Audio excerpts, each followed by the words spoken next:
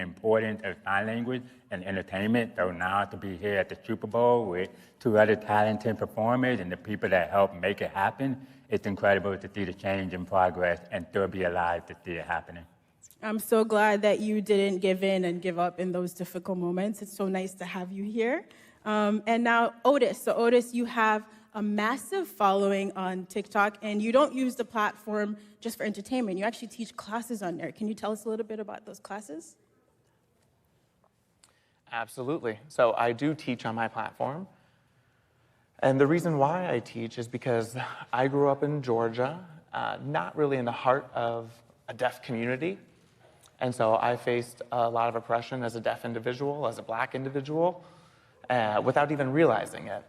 And so now when I look at myself, I'm thinking about other kids, other young Black deaf kids who are out there. And so I'm using my platform to try to make it, which is something that I myself have had to go through.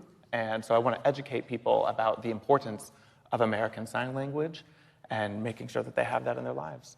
You see what I mean? I told you all these were some very impressive humans. And Otis, you've performed at multiple festivals like Bonnaroo and Rolling Loud, and I'm curious, where does performing at the Super Bowl halftime show rank in terms of cool musical experiences for you?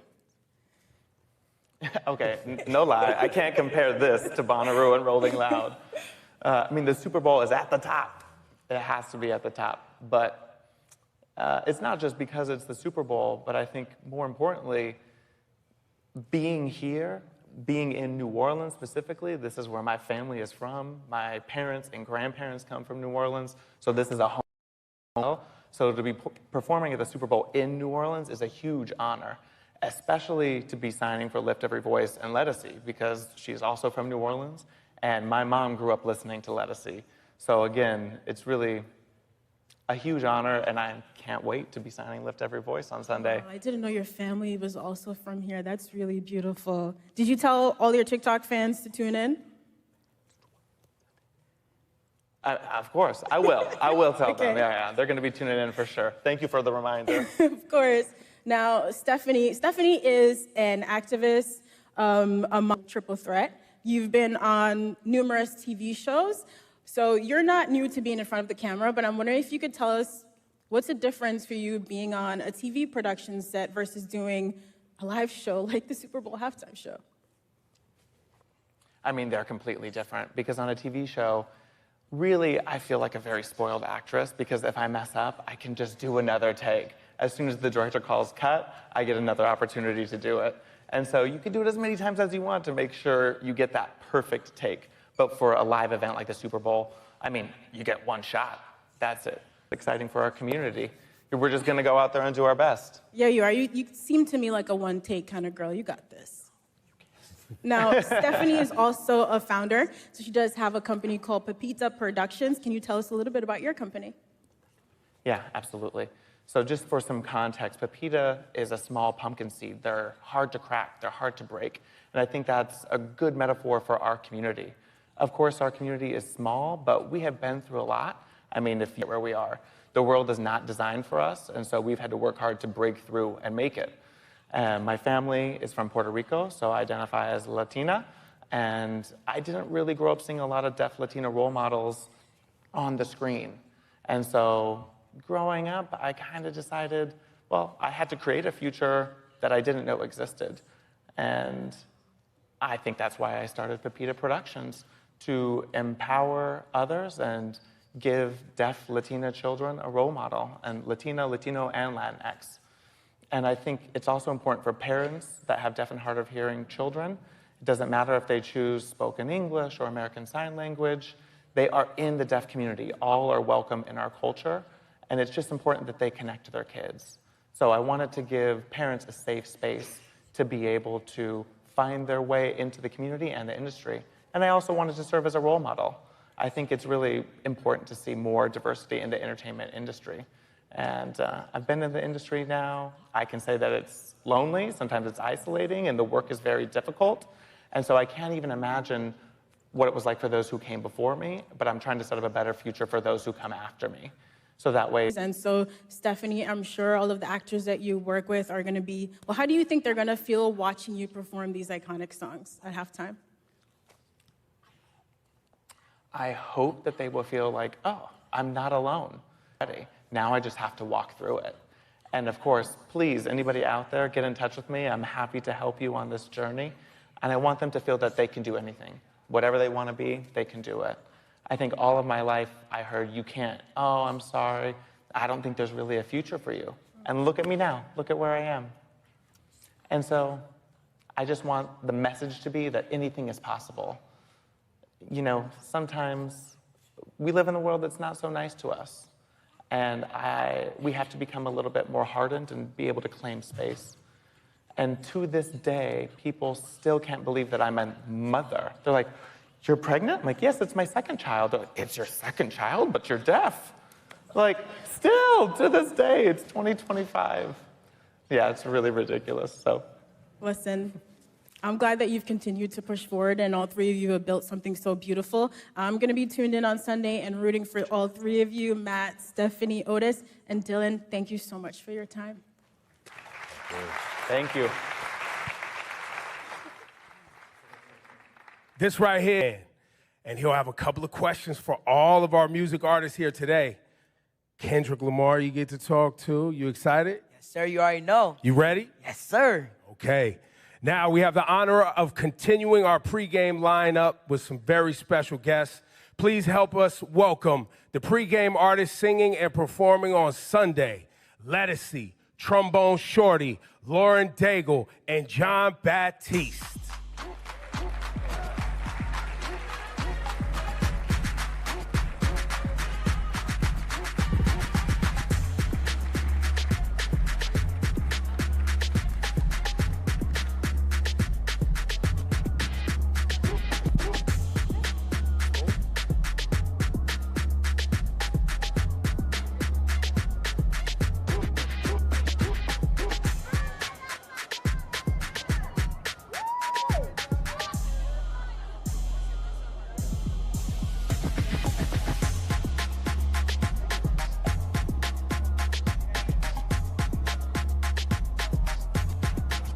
Go down.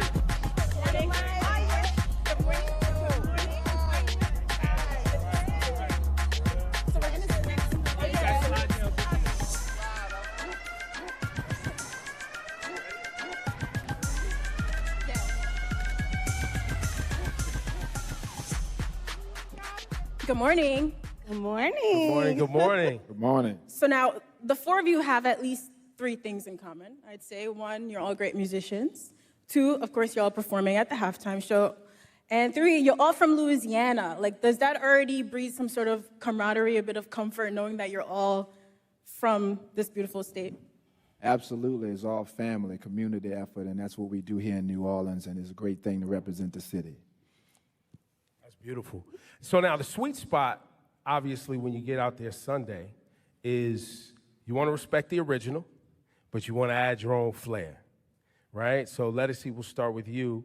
What are some of the plans, some of the insights you can give us? Because I know you have some vocal acrobatics that you love to give us. I'm just going to be myself, and I love the arrangement that Adam Blackstone put together for me. Wonderful. He just won a Grammy, too. It's crazy. But I'm excited. I'm going to represent Nola Bay, New Orleans and Oakland, too. Oakland, yeah. And Trombone Shorty, what about your rendition? What do you have planned? I think me and Lauren, we put together a very New Orleans brass band street feel to it, and it merges some rhythms of Lafayette, where she's from, and we just capture in that moment. So I think it's going to be something that you can tap your feet to, but still respectable to the original. You'll be able to definitely understand what we're doing. I'm looking forward to that. What about you, Lauren? When I got the call, I was freaking out, okay? I was so excited. But the part that got me on my feet was when he sent the rough draft, if you will, of what we were going to be doing. And, when no, we're going to put a little spin on this. And it feels so good. It feels so alive. It's very true to the representation that we're allowed to have in this city. It's beautiful.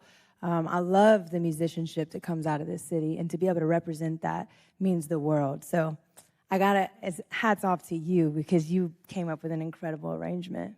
Yeah. And John? Listen, this guy's hard to contain. So what you doing on Sunday, man? Well, I think that music can really communicate, and our iconography, our messaging, our ideals, all the complexity of all of it has a real important place as we negotiate and continue to redefine it.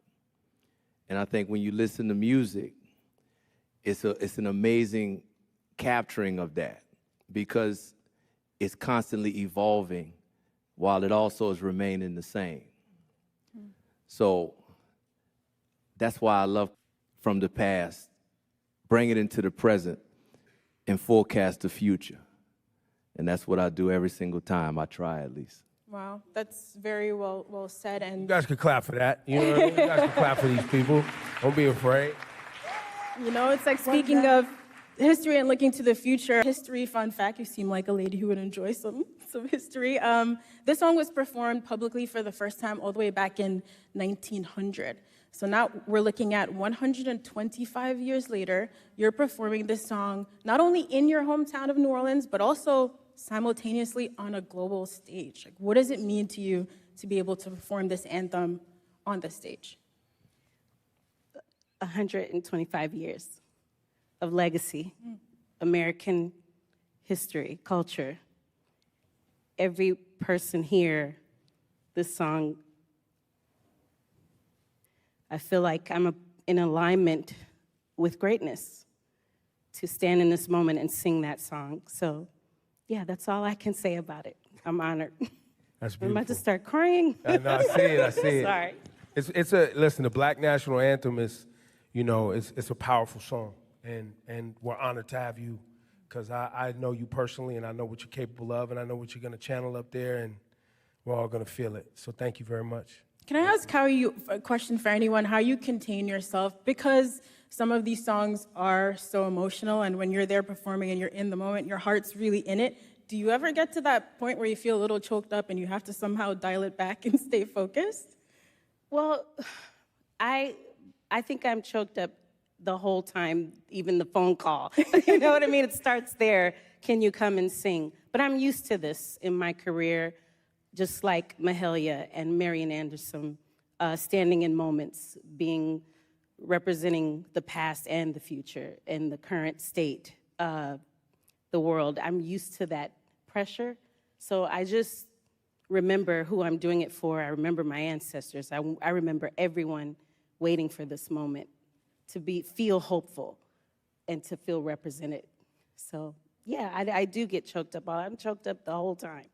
But I have a job to do. That's what I think about.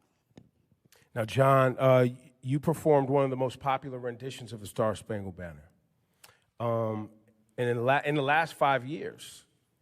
So what's your inspiration this time? I'm thinking about my grandfather who just passed. My brother Troy, we played at his funeral. Try not to get choked up here. But he was, you know, anything great about me, he was one of the blueprints of that. And he was 17 years old and was the first wave to integrate the Navy, served his country. And I think about a lot of people in my life who have represented what I believe this song is about and should be about at its highest aspirational level. So when I channel that, it makes it feel like it's me, but it's way bigger than me. So I'm just a vessel for that energy in the world to continue. And if that can happen, I might get choked up. I might, but it's bigger than anything, because the energy transcends, even if, you know, you get a little bit of a mist, you know. But I think when we're in the moment, when you're channeling, it's almost beyond emotion. It's a spiritual channel that happens, and you're not present, you're watching. So that's really the goal always for me.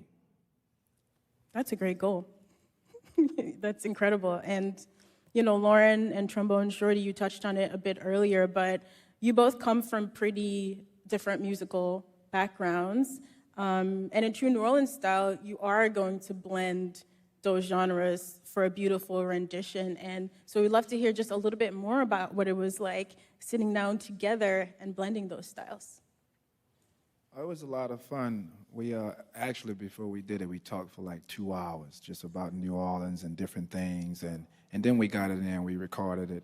I mean, just the idea of it, but blending our styles together, the common ground there is Louisiana, and there's rhythms that we both share from Lafayette and New Orleans that fits well with what we do, from the brass band style of music to the Zydeco music and Cajun music. We just put everything in there, and it all works out and sounds okay to me. You know, when I was a little girl, my grandfather would put me on his feet and say, you gotta know how to dance. To live in Louisiana, you gotta know how to dance. And when I hear the rendition that we're gonna sing, it really does remind me of those moments of dancing in the kitchen. And growing up, I grew up on Cajun Zydeco music, but I would come to New Orleans to fill my soul with the brass bands. I mean, I remember sitting on street corners and just my jaw being dropped to the floor. And, you know, there's so many incredible musicians in this city that are profound. Like, they could go into any studio in any part of the country, the most incredible studios and the mom and pop studios, you know, and blow people out of the water. And to be able to be a part of that synergy and that current that's flowing through here, I think the common thread that we kind of touched on earlier is family. Like, really, Troy, we did a music video, gosh, was that like 2 years ago or something when you came over? And at the end, he wrapped his arm around my shoulder and he said, you have a brother in me now. You have a brother in me. And that meant so much. And to be able to represent that thing, that connection, I guess, you know, it's more than just us. It's how the whole city functions, whether it's music or food or culture, you know, it's how the whole city, we look after each other. And I think that's the most beautiful part, to be able to represent. And you'll hear it in the You're tapping into your community, you're tapping into culture, but it helps you gain a greater perspective and a connection, not only to yourself, but did you guys gain a greater connection to these songs in any way? We'll start with you, John. I'm always trying to get a greater understanding of what is it that a song actually is. What is a song? And what are we doing with these energies that we create when we sing a lyric or a melody? And what's inside of a melody? When you hear a melody, why does it make you feel this way? Why has it lasted for so long? How can we think of melodies as building blocks for other melodies or other rhythms or other inspiration, you know? So when I'm thinking about one song, I'm thinking about all of them. And how do you make everything holistic, like life? We're living. We're here. And in approaching this song, I'm thinking more about my life and how my life can be something that honors the country and also honors the lives of everybody who's watching in the different ways, the universality of our shared humanity. So I don't think about music when I'm approaching music. I would reframe the thought of that. I think about life. And yeah. And let us see, for you, any greater, deeper understanding as you prepared for this performance, or any performance for that matter? I'm always thinking, like John, life as well, but also the moment. I think of what is the moment, what is the goal of the moment? Because I'm usually called upon for a moment, you know? And so I have to think of all those things: ancestral, spiritual, the people, how to please the people. God help me execute what is the story. And then that's it for me. Yeah, I'm just being honest. That's what I do. Beautiful, beautiful. In these major moments and milestones you guys have accomplished in your career, where does this one rank? Lauren, we'll start with you. Oh my gosh. Yeah, this would be the milestone, I would say. It's pretty incredible. You know, it's incredible to be able to share it, too. Like, you know, sometimes you do things on your own, and it's great, but to be able to share it, that goes so much deeper and so much further. And just sitting on this sofa with this assortment of people is just unbelievable. Like, to be in your hometown and to be able to sing a song that you love and you grew up. I mean, I remember being in grade school, we would do the song, and I remember it meaning so much to me then. I had no idea that 20 years later, 25 years later, let's be honest, I'd be singing it, you know, with friends, and that means so much to me, really does. You know, there's so much preparation and clearly a lot of philosophical life thought that goes into preparing these performances. And let us see, as you say, then it leads up to this one climactic moment. So when you get out there in the minutes and the seconds before it's time to perform, what's going on in your mind? Is that when you clear everything out? Like, how do you actually get ready to get on the microphone? Riding her bike, singing with her family, singing, moving to Oakland, then going around the world on bigger stages, and then coming back here, full circle, back home, wanting to show that I am from here too, and to be given that moment. I'm thinking of all that. And then I'm gonna take a breath, and I'm gonna sing the mess out of this song. So that's what I'm thinking about. That's why it's emotional. My grandparents, my family, my cousins, my new family that Troy knows, I call you every time. It's just, I think of family and community. And then I'm thinking, tell the story. That's beautiful. it. You know, someone once told me, they said, I was actually doing an Apple Music interview, Kelly, she said, the space between what comes off of your lips and the way it lands on someone's ear, that's God's space. Wow. And when you feel that, when you know this is gonna come off of my lips, and I'm just gonna hope and pray that whatever is translated in that thin veil of time lands on people's ears, that actually elicits some sort of transformation. I think that's, you know, when you talk about it, I'm like, that's the airspace you're working in, girl. Yeah, that's it. Yeah. You guys ready? You guys ready for Sunday? Make some noise. Oh, come on. Thank y'all. Now, we actually do have some questions for you all as well from our kid reporters. Are you ready? All right, let's get to Kids our got first question. So our first question is from Hayes Adler. Hi, Hayes. Hello. My name is Hayes Adler. What advice do you have for kids trying to reach their goals? I think the advice I would say is to make sure whatever it is you want to see, you know, don't go for fame or money. Just really love what you do. Practice very hard and just let the passion drive you. Next, thank you, Hayes. Thank you so much. Next, we have Alvin Williams with a question. Hey, Alvin, how you doing? Hey, I'm Alvin Williams. I'm a little with Big Brothers and Big Sisters New Orleans. Yeah. What is one piece of evidence a mentor has shared with you that has stuck with you and you now share with those who you mentor? You belong. You're worthy. Just study and do your work. Yeah. Thank you, Alvin. And we have one more question from young Dylan. Hello, my name is Young Dylan with Nickelodeon. It's very nice to meet you guys. If you could slime your biggest inspiration, who would it be and why? And this is for all of you. Well, my biggest inspiration is right here, and I was slime him. Bring out the slime. Let's go. We got the slime. I mean, we grew up doing all type of crazy things like that to each other, so it'll be a big payback to him.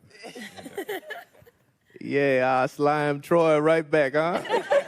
Listen. Ooh, we got some stories.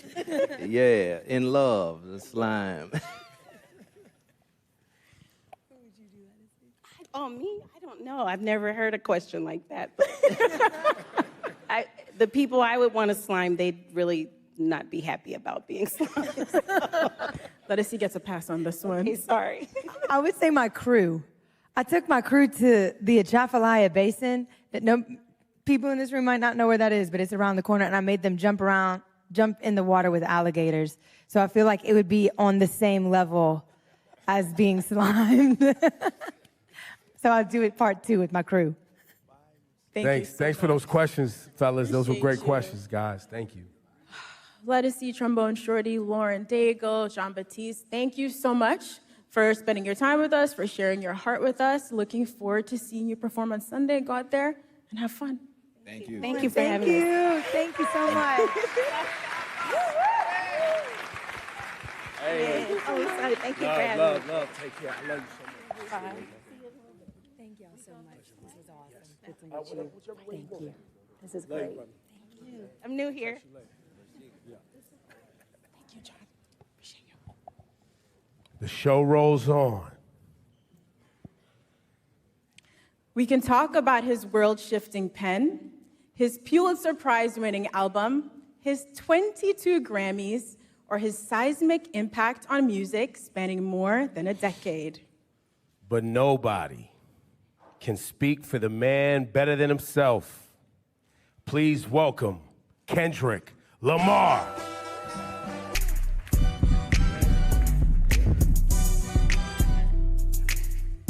Good morning. How you doing? You know, Kendrick, it's a little bit surreal to actually see you in the flesh because you've always made it a point of just letting the music speak for yourself, which is something I really, for the past few months, I've just been wondering how you've been processing behind the scenes, how you've been feeling about everything happening, all the success. It's just really just I want to look at it like it's just a continuum of who I am, really. I've always stayed to myself. I've always been in my own bubble, whether it's with the fam or whether it's training. How I process it all is just I continue to do what I was doing 10 years ago, and that's like better in myself, better in the craft, and not look at it as bright lights, you know? Mm-hmm. And it may sound cliche, but it always worked for me, even when I was younger, you know, playing sports or being in the I gotta look at myself in the mirror rather than looking at it as a crowd or, you know, fame and attention. So now, early days of your career, you know, Section 80 days, even early mixtapes, and you perfecting your craft as an MC. Did you ever think we'd be at the Super Bowl with this? I wasn't thinking about no Super Bowl. You never thought about the Super Bowl? I wasn't thinking about no Super Bowl for sure. We was thinking about the best verse and how we gonna split this $5 at Church's Chicken or something like that. It wasn't no Super Bowl. Going to the studio and getting a meal. But I think, well, what I know is the passion I have now is still the passion I had then. And I think that carried on to the Super Bowl. So it was all about being present. As long as I was present in the studio and present in whatever that line was or whatever that mistake was, rapping or doing hooks or choruses or whatnot, I was present in that moment. I felt that passion. I think being present and not actually foreseeing everything kept me in the grounded state of mind in order to be at, you know, big stages like this. I think we felt that presence and that focus in your work for the past 15 years. Like Ebro said, going all the way back to projects like Overly Dedicated. And so seeing you perform with Dr. Dre at the halftime show 3 years ago, we already felt like that was the most hip-hop, beautiful halftime show ever. And now for you to come back and be the first solo hip-hop artist to headline, how does it feel being the artist to hit that milestone? And, you know, just your thoughts on what that means about hip-hop's progression and impact over the years. But that shit, it made me think about, like, the grind of it. You know what I mean? A lot of people don't see, like, the story before the glory, man. And that shit is like shuffling out your mixtapes and, you know, going to neighborhoods and parties and performing there, hole-in-the-wall spots. It reminds me of the essence and the core response of rap and hip-hop and how far it can go. So for me, that should mean everything because it puts the culture on. This is a true art event as far as the culture. Like, I live and die by it. This shit done changed my whole family life, so I don't take it for granted at all as far as an art form, you know? It feels like that was a lot what this year was about too, right? Like you, I guess, you took it and put it on your back and you felt like a line needed to be drawn, right? Was that your intent when you rolled out this year? Was like, yo, I'm drawing a line. Like, this is what it is. My intent was to always I think from day one was to always keep the nature of it as a sport. I don't care how motherfuckers look at it as far. That's cool too, but I love when artists grit their teeth. Like, I still watch battle raps. I still watch Smack URL from Murder Mook to Lux to Tay-Rock, my bro Daylight. This has always been the core definition of who I am, and it's been that way since day one. So I don't think it was a thing for this year. It was always just a continuum. And what I will say about this year, it was more from a space where I think a lot of people was putting rap to the back, and you didn't see that. You didn't see that grit. You didn't see that bite anymore. So I always took that in consideration in going into any type of my music. That's interesting. So I hope this makes sense, right? We've been following your journey for about 15 years, and you have been so consistent in the messaging and the focus, like you said. You've always moved with integrity. So in a lot of ways, I feel like we thought we knew exactly who you were as an artist in a positive way. And then last year, it felt like you unlocked a whole new dimension for us. But that person, like you said, was always in there. But I'm wondering, do you still surprise yourself sometimes? Did you surprise yourself last year, or was it just us, the fans, with our jaws on the floor, just stunned? That's a good question. Surprise myself. For me and for my partners that's been around me since 2005, 2006, like my brothers, they know my capabilities, even when it wasn't presented to the public at first, right? So this is just like a revolving door of what I've been doing. My brothers at TDE, or just anybody around the city of Compton in LA. It's just magnified to the level where I've progressed it and did enough hours to know, okay, I know where to place it now. I know how to make it connect with people. It feels like each album, too, getting to this point was like, it was an album for the culture, and it was an album for the critics. You know what I mean? And then it was for the critics, yeah. And then GNX comes along, and it's like, nah. This is an album for anybody, everybody, and anybody who want it at any time. And you brought that energy, and the energy you brought on GNX was an energy that I don't think was really happening in hip hop. Like, it's a Public Enemy level energy. It's a Ice Cube, America's Most Wanted energy. For sure. Like, it's a classic, timeless energy. Talk about your headspace between Mr. Morale and this GNX. Yeah, no, that's great. Go back even further, man. Speaking on that energy, like, it's my cousins was like DJ Quick, and Dre, these folks that my people was playing. So I always had that DNA. And, you heard that DNA a little bit on Good Kid, Mad City, but I wanted to tell my story first, right? And that was bubbling inside of me as well. I wanted to go back to the forefront of just the bite and just the grit of rap, just all raps and hard-ass beats. And that's like the basics for me. I thought about, what I used to like when I was a kid. Hard raps, good beats, that's smacking, right? And it was a great transition from Mr. Morale, because that was my most intimate. I wanted to go inside of my own psyche and my own personal withdrawals and see how it connects with the public and who can relate. So during this time around, I think it was necessary of coming out of that cocoon and feeling like, okay, I arrived now. I can spread my wings and show every state of who I am as far as Kendrick Lamar. And you really did spread your wings. I mean, you just came off a huge Grammy wins. You walked away with 5 awards, and itself is remarkable. But I think for people who love and respect hip hop and the roots of this culture, the competitive spirit of it, it has been a little bit mind-bending that you created this massive cultural award-winning anthem out of a battle rap song. And how is that something, after you got off that Grammy stage, you got home in some quiet time, what was going through your head? I was just thinking about the culture, really. It's always that for me first. I'm not even bullshitting with you. It's like when people talk about rap, man, the conversations I hear, they think it's just rap and it's not an actual art form. Reminds people that this is more than just something that came 50 years ago. They forget that it's even been here 50 years, right? And like kind of like belittle it. So I love to see that it gets that type of recognition for just straight raps, from awards to the billboards, all that, because this is truly just as big as an art form and a genre as any other genre. So that's what I think about, and I feel accomplished being able to do that. You know, whether somebody else come behind me and do it again and quadruple it, I love to see it.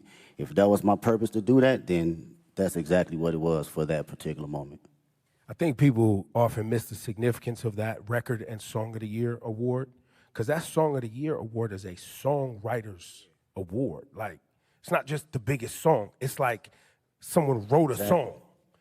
And you as a songwriter, when you see your name up there and it's written by Kendrick, and that's it. Yeah. That's powerful. And I think to what you're saying, I think there's a lot of people who have become fans of hip hop, and they you know, you like the songs you hear and know, but you're not actually tapped into the work that it takes for you to generate the output, the art. Exactly, man. As a writer, you know, and that's what I can appreciate the most. And knowing how much time I dedicated over the years in just trial and error, writing the most terrible shit to some of the greatest shit. You know, we all do it, from writer's block to figuring out how to find inspiration from the most non-popular aspects around me. So it's like, knowing that trial and knowing what I put in as far as my thinking process and what it takes to get there, I do not look at it as a small like endeavor because it's a hit record. No, it's actually some writing in that shit. You know, whether it connect with you on a spiritual level, whether it connect with you on a comedic level, whether it connect with you just on a personal dynamic, it's still from a writer's point of view.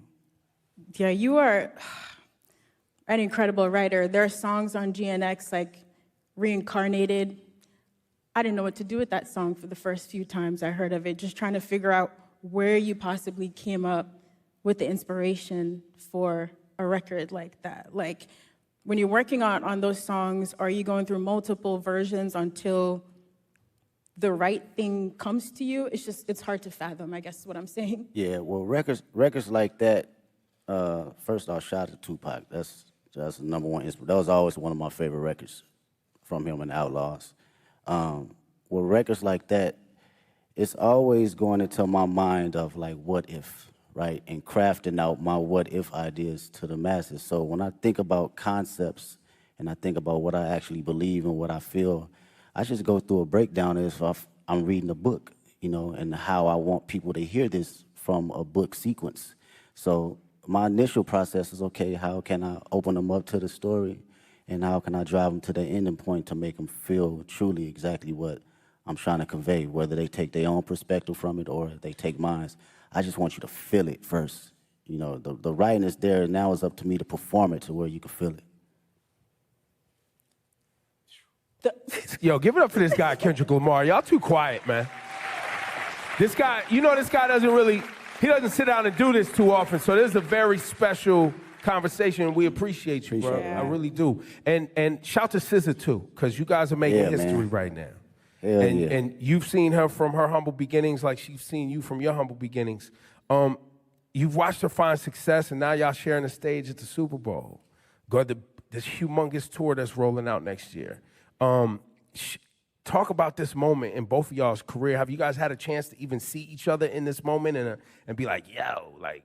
We haven't even had a chance to crash out about it because everything been moving fast, like far as production and rehearsals and stuff. So we speak, but we haven't really got a chance to settle into the moment.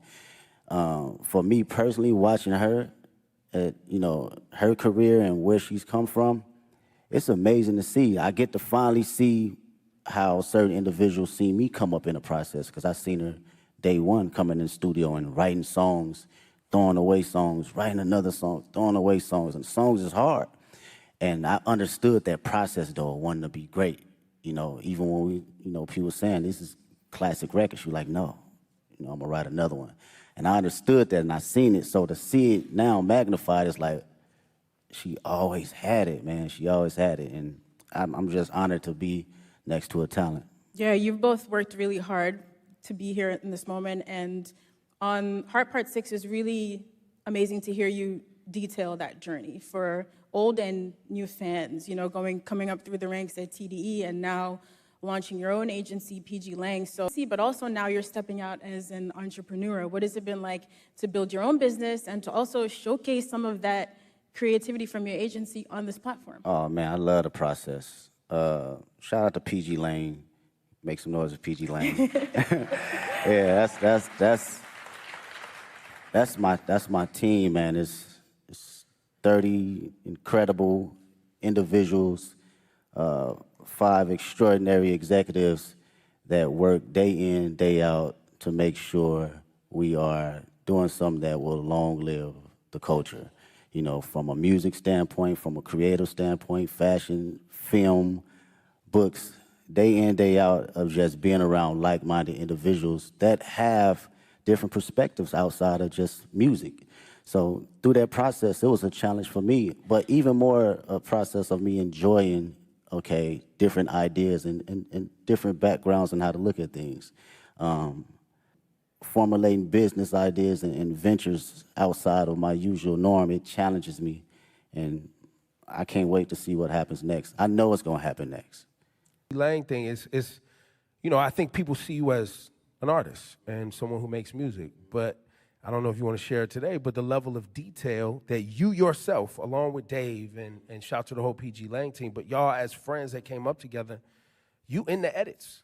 Like what we're gonna see on Sunday is a PG Lang production. Yes, that's all PG Lang. That is us sitting day in, day out, from the edits, the production, the stage design, the music, the sound tech. It's everything across the board, and it takes a lot of work. It takes a lot of creative individuals. I can't sit here and say it's all me, because these are people that are just as passionate and want to see us win, but also want to put out something that lives a long, long time. And with Dave's creative mind, it's just, he's insane, man. That dude is really pick his brain about anything, and he'll give you an answer right down the middle to help you decide for yourself. So that's something I can always appreciate. Yeah, I'd say with all of your powers combined, y'all are really diabolical. Like, when you roll out the videos, all the visuals for GNX, just the way you all move strategically together, it is inspiring beyond the music. You know, just thinking about how to approach life and art in a holistic way. And so when it came down to planning for this Super Bowl now, you know, you've teased on the album coming up to New Orleans with this LA energy. How did you guys approach the show and trying to figure out how to pay tribute to the classics in your catalog with this new music in like a 13-minute set list? Yeah, it's wild. Miss Morale's like an hour and 30-minute tour, so it's like you gotta smack the shit down all the way to 13 minutes. It's kind of wild, and it's interesting because it lets you know kind of where you at and your perspective on how you think about catalog and the music. For me, I love being present. I love being present, man. It's my favorite. It's very hard for me to live in the past. It's very hard. I respect the past wholeheartedly, but being in the now and being just locked into how I feel and the energy I have now, that's the LA energy for me. That's something that I want to carry over to New Orleans and for the world to see. This is me, this is Kendrick Lamar, 37 years old, and I still feel like I'm elevating. I'm still on the journey though, you know? And I want that energy to, you know, ooze out into the televisions and to the people that's in that building.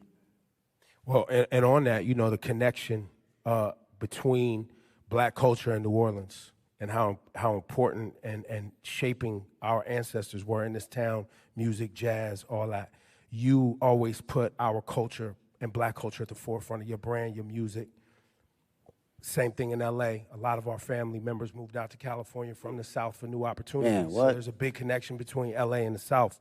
So when you say you walked in to New Orleans with that LA etiquette and all of that, I don't know if people really grasp that, but you got to be feeling that That's a energy, bar. like when you are out ready on Sunday to do your thing. That's a bar. It's crazy, bro.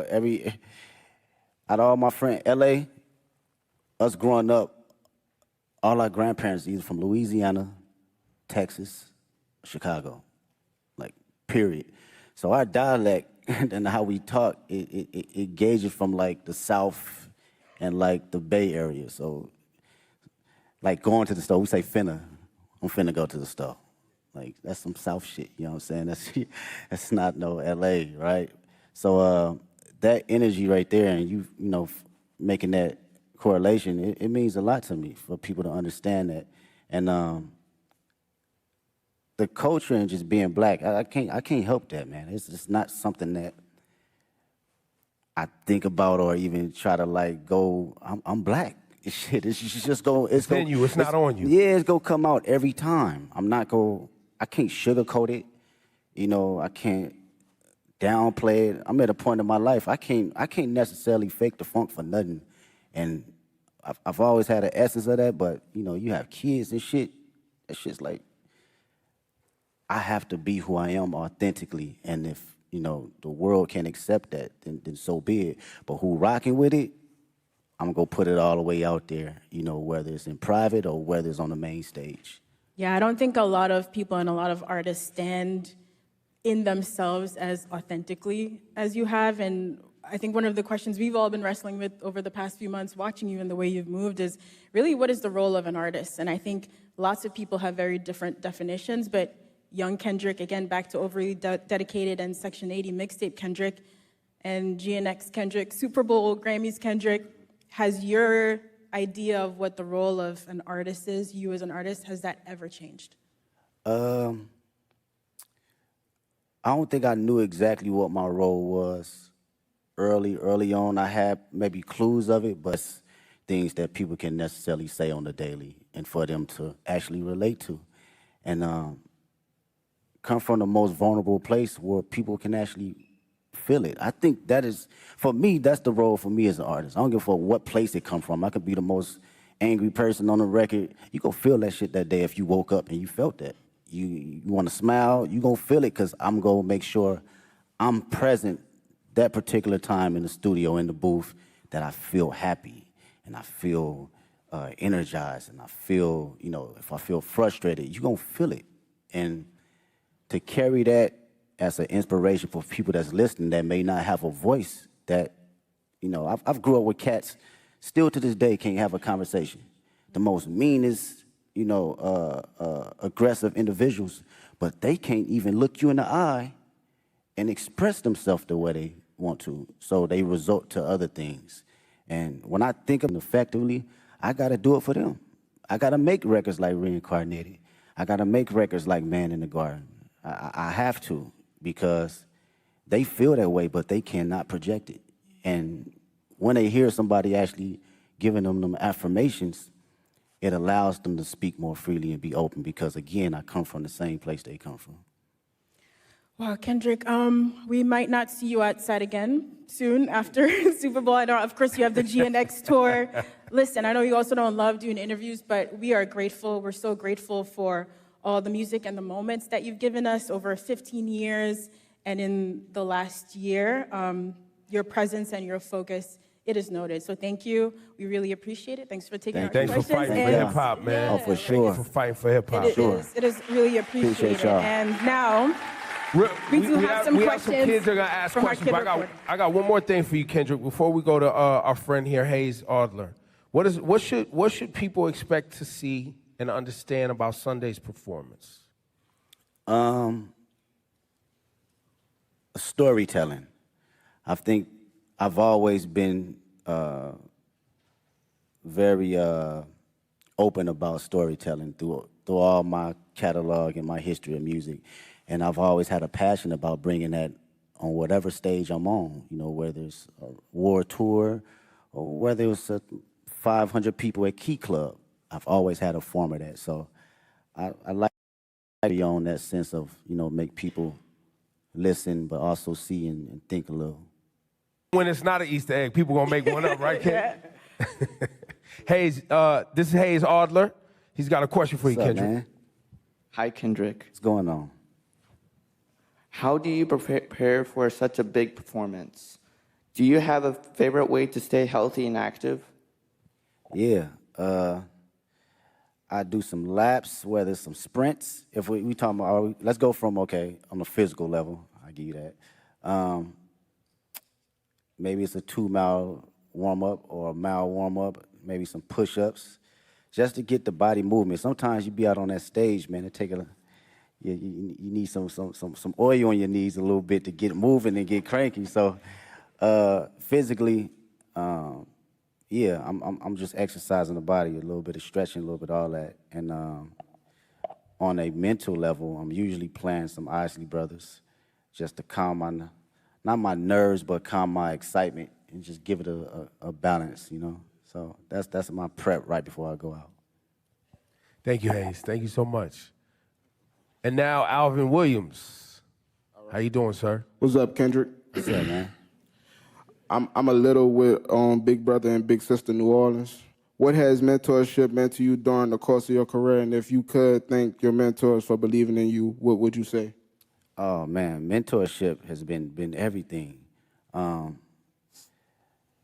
To be around individuals that had experienced every little thing that, you know, you think that you're the first person to go through it with, it's a difficult task when you're a young individual because you're like, shit, you don't know what you're talking about. But as you progress and you be like, damn, he or she was right, you begin to understand life a little bit better and not be so judgmental to people that have been here before you, right? The greatest thing I would say mentors, a couple mentors that given me was like affirmation and to always give myself space. These are big things and you still can fall in a slump where you doubt yourself.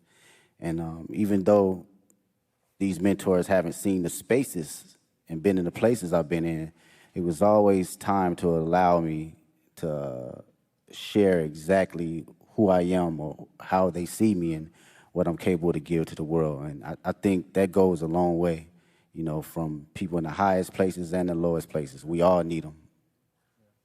All right, thank you. Thank you. Thanks, Alvin. There you go. That's an artist right there. Yes, sir. It's a truly honor to meet you. And my question I have for you is, what advice could you give to kids about not being like anyone else? And how could they stay authentic while pursuing your path? It's a great question. They said the number one thing people feel in a room, you know, over love and over fear is being authentic. And this my homegirl, Ink, actually, we was talking about this in the studio. She brought us in the studio. And I was like, damn, how many times I've been in a room where people felt you so intensely that it inspired them and it inspired the person next to them and inspired the people in their household. So how to stay authentic? Was that the question? Or you have to believe in yourself and have to know that it's only one you. You're an amazing individual, unique. You're a miracle. I wake up every day and I'm like, this shit is crazy.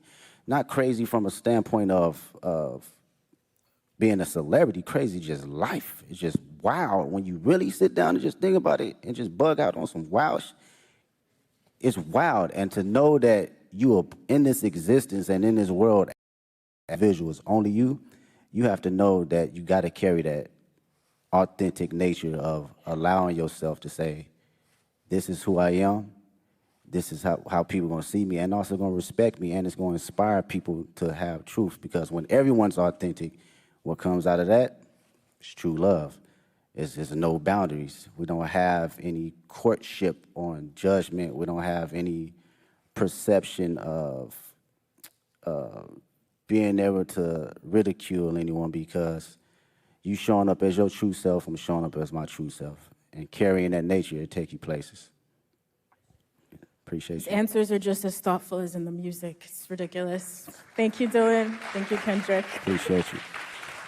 Ladies and gentlemen, one more time for the great Kendrick Lamar, please. Thank you so much for your work and your dedication.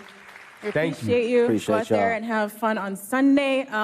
Thank you for joining us today. We can't wait to see Kendrick take the Super Bowl halftime show stage. While you wait, you can listen to his catalog in spatial audio. Now, look, shortly after the performance, you'll be able to stream the full halftime show right there on Apple Music. You can listen, you can watch, you can sing, all the things Kendrick all the time on Apple Music. So one more time, for all of you, Kendrick Lamar, so much.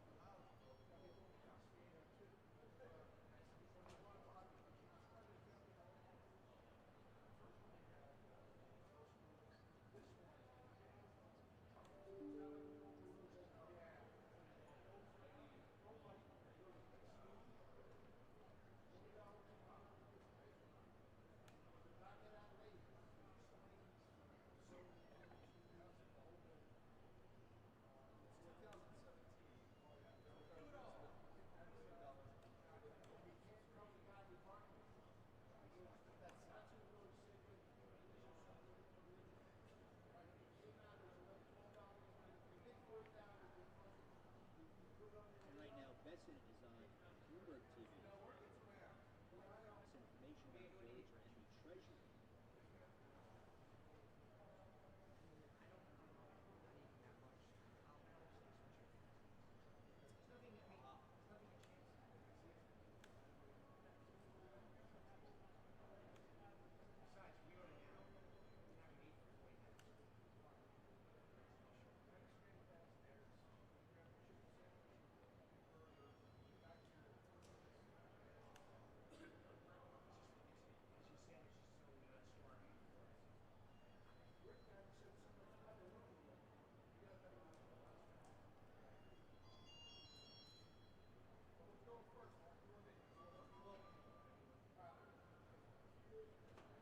Says Doge has absolutely not had the power to change the system. I will not allow Doge to change the treasury system.